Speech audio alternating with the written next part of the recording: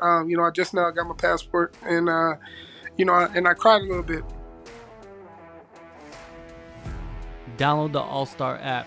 Make your picks for UFC fights, challenge your friends, level up and win prizes. Link in description. Get it now. All right, Jamal, I wanna start with this, man. The red boots. Like, how'd you get those red boots? How'd you find those? Damn, I like this interview already. Let me see. I had a friend, like, he's a big shoe guy, has a lot of connections, and I just wanted the big red boots. So then it's just like, I was like, the way I dress, man, and it's funky, is weird, but it matches my personality, my just who I am as a person. So I had to get the big red boots. And you're a heavyweight. It's not like, you're a little dude. A little dude with the red boots. Yeah. Heavyweight's like, whoa. But you're like, Listen, these things look like shin pads on my feet, but like I love them. Like I love them. I love them. Trust me. Like I got an outfit ready for London. How about that? I got an outfit ready for London just with the big red boots. What'd you think about Kanye wearing the shin pads, like, as his outfit? Oh yeah, with the all black with the shin Yeah. pads. I was like, listen, it's hard to. I'm like, look, bro, it's hard for me to defend you. That's the hard part. It's like I can't keep defending you when you keep wearing shit like this. Yeah. That's the hardest part, but I love it. Mm-hmm. I love Yeah, it. man. Yeah, nowadays it's like, do you, man? Whatever you Yeah, think is right, it just was do it. funny. It's like not like saying this can pertain to this, but it's funny. I was telling my people like how the stuff like back in the day, like when I was a kid, it's like lame. Anime, all this stuff, it was lame. You're a loser, all this stuff. But now, like people starting to realize like it's getting more popular. People don't realize it's a $1 billion industry. So it's just all the things then that was weird is becoming cool now. Yeah, man. Yeah, I like it. You gotta just do what you want to do and wear what you want to wear, and no one cares, man. No one's really, to be honest with you, no one really cares. Yeah, Just no, have fun. yeah, that's it. Just have fun, man. Yeah. Enjoy it. Facts, man. And you yourself, you have created a great career. Contender Series, UFC debut. When you look back at the debut, man, how do you feel about it? It's funny. Right after the fight, I just wanted more. And it motivated me more, and it's kind of sad to say like you're not motivated because that was your debut. Like it just motivated me more, and I promise you, even with the broken hand that I had after the fight, I was in the gym. I was doing Muay Thai with the soft cast, elbows, knees, kicks. I was working with my conditioning lady. We're doing legs, working on my one hand because I have one good hand, and it made me grow. Having a broken hand did actually make me grow. It actually benefited me more than anything. It made me get out of my comfort zone, made me try new things. But after the debut, I just went to work, and I realized that my dream is here now, and I want to I want to take advantage of the situation that I'm in. I don't want to leave nothing behind. No, I should have did more of this or that. No, just let's give everything we have and let's just go. How long did it take for the hand to heal? Honestly, uh, I was out. They cleared me in 6 weeks. But it probably took me another 6 weeks before I was actually like like cracking really hard on the pads and sparring. But probably took me like I said, like 3 months. Probably took me like 3 months to finally get 100%. I was back to lifting, like I was lifting within I say maybe 8 to 10 weeks. I was back lifting with with my right hand, but sparring and stuff like that probably took me almost like 3 months. Yeah, you gotta be careful, man. Those bones are so small, man. It's just Yeah, you wouldn't think that it was. I think that it was very frustrating.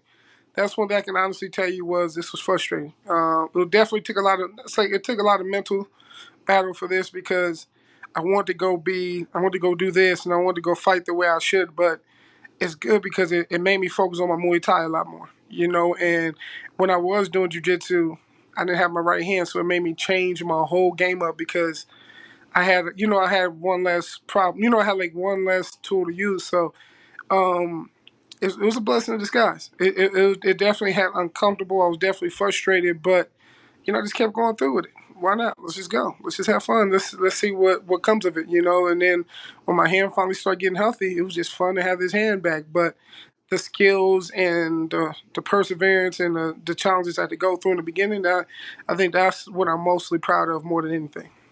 July 22nd, they flying you to London for this Yeah, fight, man. How you feel about that? I've been sleeping with my passport every day. It's right next to my bed. It's when I first got my passport, I think that's when the emotions finally hit me. I just now got my passport, and I cried a little bit because the biggest thing I thought about was, damn man, like I dreamed of traveling the world and fighting, and not only that, I thought about the journey to get here, man. From amateurs to pros to life and everything, and just sticking to the grind. And even the time I took off was the work to get back into this. So, I just cried, man, when I see my passport. And that's the crazy part now. Like, I'm going to London. Now, like, I've never been out the States. Now, my first time out the States and I'm in a big arena. No more Apex, no more Apex no more. And it's funny because after the last fight, I was like, I just want a big arena. I'm tired of Apex. I said that to myself. I had 3 fights there, and next thing you know, my mom always say, "Be careful what you ask for." And you call me, "Hey Jamal, like, get your passport. Go get your passport, man. You fighting in London." And I'm not gonna lie to you, since I probably got my passport like 3 weeks ago. And I'm telling you now, it sleeps on the side of me in my bed. Like every time, man, every time I come home, I look at it and it's something I'm proud of. And this might be simple to a lot of people, but to me, it's very important because it means a lot to me. I've been through a lot to get here, so I get to go travel the world, and plus, man, my family and friends are going crazy. I'm telling you, like some of us never left city limits. Some of us can't even leave the state, and let alone some of us can't even experience to leave the country. So from my people and my friends and my family to be the first one to do it, it makes me want to cry because we all it just the things we had to overcome. That's why I'm excited to be fighting in London. Yeah, man, and you go there, and the crowds are insane. I mean, comparing it to like other parts of the world, they're crazy, Yeah, and it's gonna be fun to fight in front of them. You're facing Michael Parkin. What do you think of him and the fighting style that he brings? what I mean. I see good jabs. That's one of the things that's gonna be fun. Everyone knows me for my jab. I got a jab too. So we can have the battle of the jabs, see who's faster, who's quicker. And we sort of see he has a brown belt in jiu-jitsu. And that's interesting too because I'm a black belt as well. So let's see. It's a conflict of interest. Like he's a brown belt, I'm a black. My jab, his jab. People can talk about my wrestling. And people don't realize when you grapple a lot of years, you also build up wrestling. So it's just going to see who can execute the game plan the best. All respects to Michael Parkin, man. I have nothing against my opponents. Like from now to the end of my career, we're all fighting for the same thing, and it comes down to who wants to win, who wants to lose less, and who wants it more, and I think that's what's going to be proved on July 22nd. Would you consider yourself more of an athlete or a prize fighter? You know what? I'm a martial artist, man. Okay.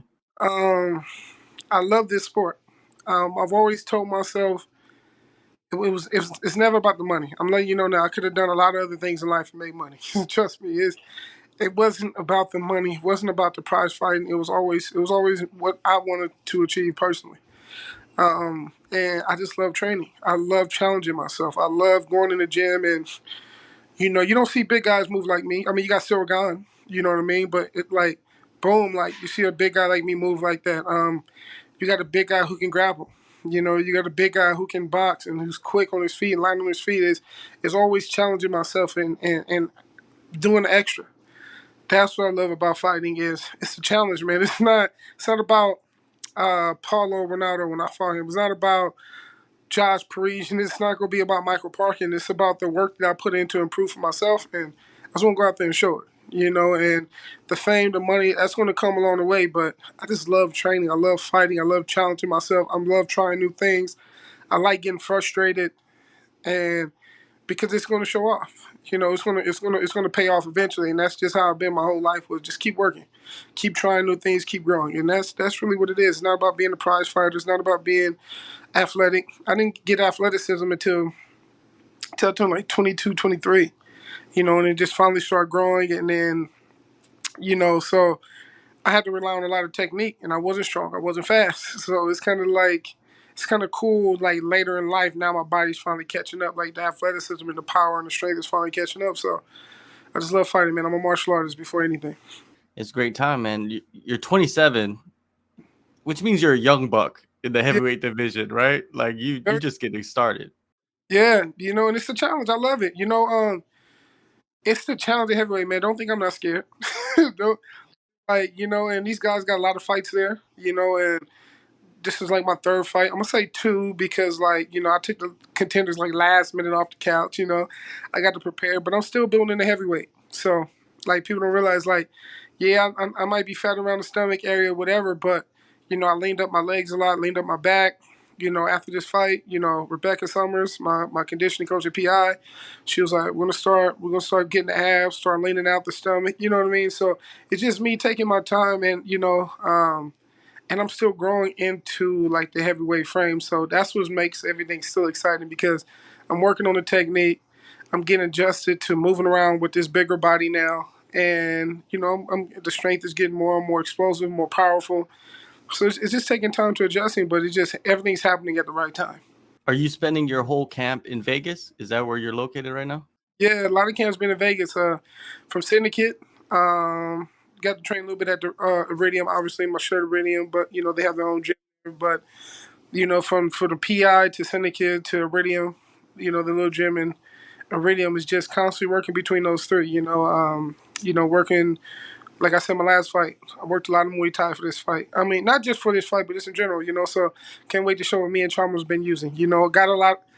I didn't say I went away from my boxing, but I learned how to add more kicks into my game. So knees, elbows, kicks. So me and Trauma been at it for almost, I'm gonna say 6, 7 months now, and it's getting more comfortable. And Billy, my wrestling coach, obviously John Wood, the head coach, helping me put it together. But the Shapiro brothers for jiu-jitsu. So it's honestly just putting everything together right now. So, I worked hard for this camp. So I can't wait to show it.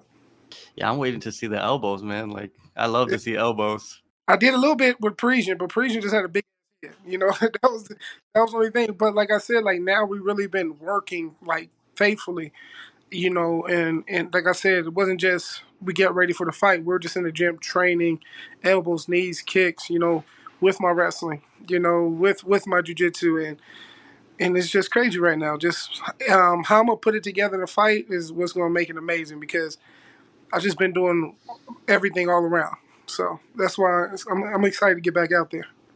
What do you envision, man? You're gonna be in the arena. You're gonna walk out. People will be screaming. You're gonna walk up those steps. You're gonna look at the crowd. You're gonna step in there. Bruce Buffer's gonna announce you. Like it's gonna be nuts, man. Like how do you see yourself? That's the crazy part. I realized Bruce Buffer will be there. I'm gonna hit the little fist bump.